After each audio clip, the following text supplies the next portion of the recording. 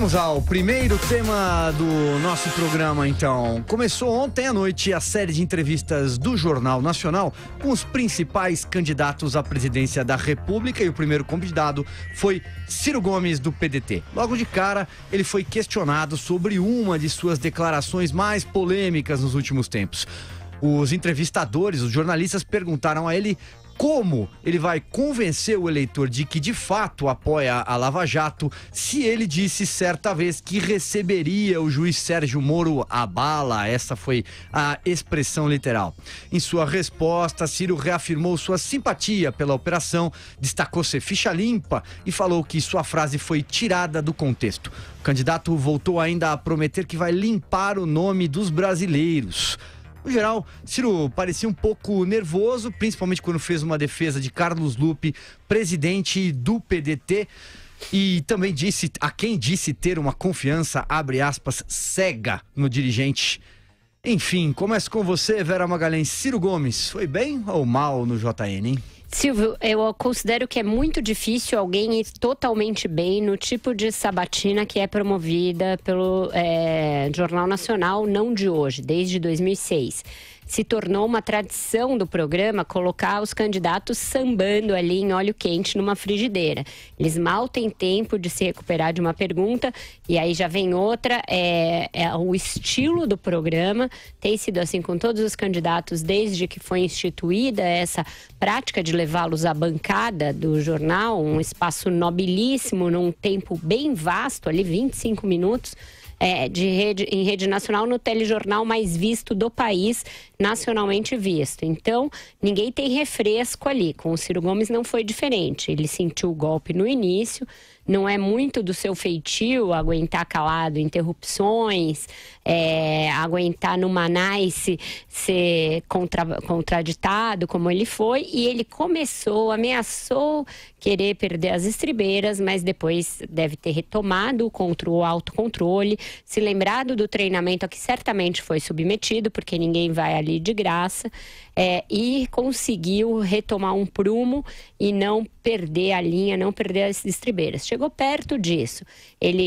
A pior momento dele, sem dúvida, foi essa defesa do Carlos Lupe, insistindo em que ele não é réu, quando de fato é. Ele é réu na Sexta Vara Federal de Brasília, num crime ali, numa acusação de improbidade administrativa, um caso que corre desde 2012, está concluso para o juiz, ainda não tem despacho, mas o fato é que ele é réu. Quem entrar lá, a gente até publicou no BR18 o excerto da publicação de que ele é de fato réu, etc. Portanto, essa insistência num tom bem elevado, e aí sim algo grosseiro com a Renata Vasconcelos, quando ele fala que confiaria, não lembro se era de olhos fechados ou...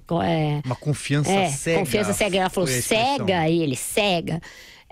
Então esse foi o pior momento dele, foi se recuperando aos poucos. Essa questão do SP Ciro, eu acho que foi um momento que ele se saiu razoavelmente bem, porque ele conseguiu lá passar uma apostilinha para o William Bonner, dizendo que ali estava a explicação sobre o programa dele, coisa que pelas regras do programa não pode. Você não pode dar papel, não pode dar nenhum material promocional de campanha. Acho que o Bonner ficou meio desconcertado e não teve como não aceitar e lembrar a regra.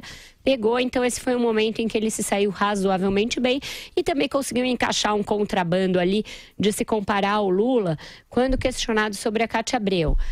Ele disse que isso lembrava a chapa, as diferenças entre ele e sua vice, lembrava a concertação que foi feita entre Lula e José Alencar na chapa que levou à vitória do petista em 2002. Então ele está tentando emular aquela candidatura do Lula que tinha uma série de desconfianças, foi vencendo essas desconfianças e ganhou numa associação com o capital. Então ele procurou dizer que ele está retomando, revivendo essa chapa Lula José Alencar 2002, foi outro bom momento em que eu acho que ele teve uma boa sacada.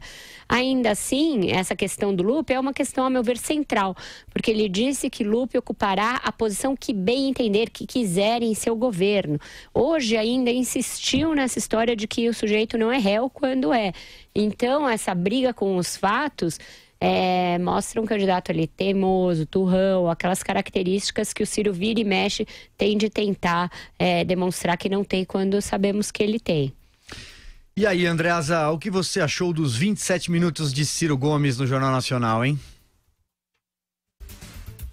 Achei muito fraco, Silvio, mas é preciso relativizar. E é preciso esperar a participação dos demais entrevistados para concluir comparativamente a qualidade da entrevista. Isso porque, como a Vera disse, com toda a razão, é muito difícil se submeter a essa entrevista de Jornal Nacional.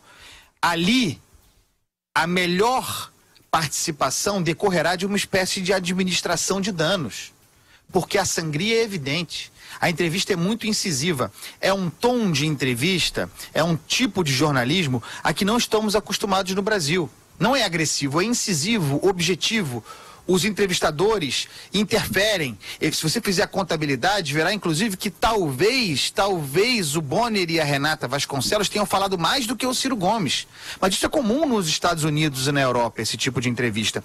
Por ser a primeira, talvez o Ciro tenha tomado um susto, sem se lembrar de como tem sido sempre, desde que o Jornal Nacional abriu essa cultura de entrevistar os presidenciáveis. Ele pagou o preço de ser o primeiro. Certamente hoje o Bolsonaro virá mais informado. Há muita curiosidade sobre como essa entrevista será conduzida, mas no caso específico do Ciro, foi mal, mas sobreviveu.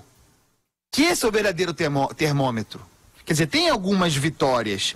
A Vera foi bem nesse aspecto do Ciro Gomes e da Cátia Abreu. Ele conseguiu vender bem, algo que o Geraldo Alckmin não tem conseguido, a parceria com a Cátia. No caso específico, como uma mulher empresária, mostrando que o que pode ser entendido como incoerência, para mim é uma incoerência gravíssima, mas o que pode ser entendido como incoerência pode também ser entendido como uma concertação, como um acordo, como uma união para o bem do Brasil. Nesse aspecto ele foi bem. Agora, em relação ao SPC, embora ele tenha conseguido passar o contrabando lá pro William Bonner, eu achei que ele foi mal. O tempo todo a pergunta do Bonner foi para mostrar um Ciro Gomes demagogo, que foi para a televisão num debate e disse que ia tirar o brasileiro do SPC. E isso o Ciro Gomes não pode fazer. O que ele pretende fazer, e é um risco para o sistema financeiro, é renegociar a dívida do cidadão. Criar condições com a utilização dos bancos públicos, provavelmente, para que o sujeito possa renegociar a sua dívida. Mas isso não é obrigatoriamente, imediatamente tirar o nome do sujeito do SPC. E ficou claro que o Ciro Gomes usou uma saída ligeira para vender uma ideia que frauda a verdade. Então, acho que nesse aspecto ele também foi mal, e foi muito mal, relativamente à corrupção. Porque o que fica parecendo que o Ciro Gomes tem dois comportamentos, e tem mesmo. Quando é com seus, pode ser o Carlos Lupe ou o Lula, aí ele relativiza o aspecto da corrupção. Quando é com os outros, aí vai para cima, aí é corrupto, aí é quadrilheiro, aí é safado, aí é ladrão. Há um preço, há um custo muito caro quando um político, homem público, se associa cegamente ao Carlos Lupe, a alguém como o Carlos Lupe. Foi o que o Ciro Gomes fez. Vai pagar o preço dessa associação. Pode fazer o jogo de palavras que quiser. O Ciro Gomes é o rei em dizer que aquilo que se diz contra ele, com base no que ele disse, é jogo de palavras, é tirado do contexto. Não. No caso do Carlos Lupe, ele disse claramente que acredita cegamente no Carlos Lupe, que terá o cargo que tiver em seu governo, quando se vê hoje obrigado, portanto, a dizer que ele é réu num processo civil que não é criminal, portanto não seria tão réu assim. Isso vai perseguir o Ciro Gomes até o final da campanha. A corrupção relativa.